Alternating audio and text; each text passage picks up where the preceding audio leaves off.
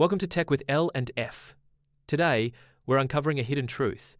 The internet isn't controlled by governments or users, but by a few powerful entities behind the scenes. Ready to dive deep? Every day, billions use the internet.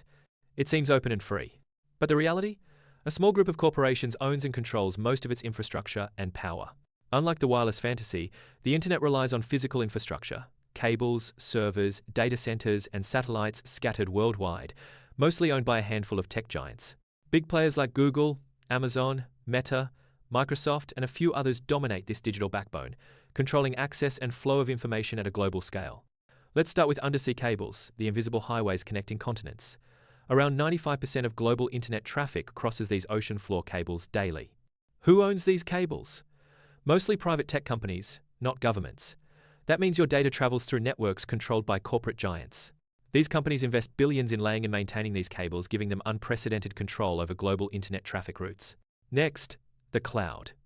Far from magical, it's huge data centers owned mainly by Amazon Web Services, Microsoft Azure, and Google Cloud, storing your data and apps. Your photos, emails, social media messages, and even government files are stored in these data centers, hosted on hardware owned by these corporations.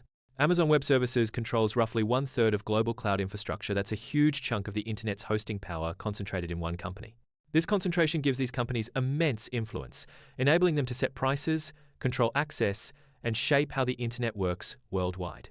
With this power, they could potentially slow, block, or even shut down internet access to entire regions if they choose to. Imagine a handful of CEOs holding a virtual kill switch, capable of cutting off millions of people from the internet.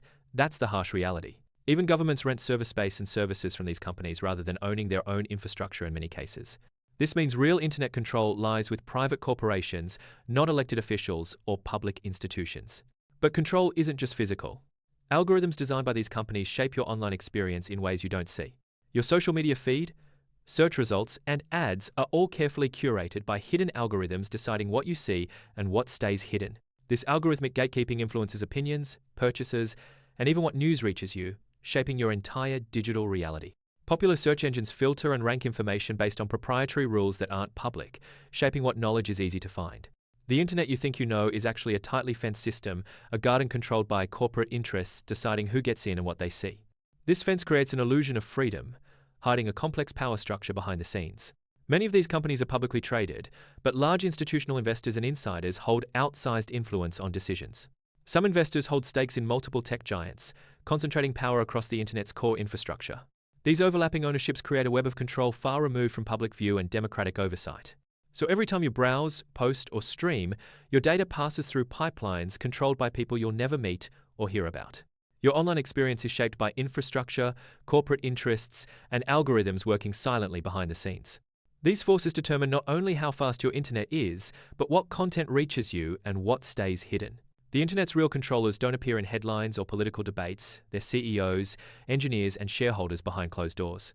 Understanding who controls the internet helps us see the true power dynamics shaping our digital lives. The internet's promise of freedom masks a system where power is centralized in fewer hands than ever before. This centralization raises critical questions about privacy, access, and the future of digital freedom worldwide. If we want a truly open internet, awareness is the first step, knowing who holds the keys and why it matters. Thanks for watching. If this surprised you, subscribe to Tech with L and F for more deep dives into the hidden tech world shaping our future.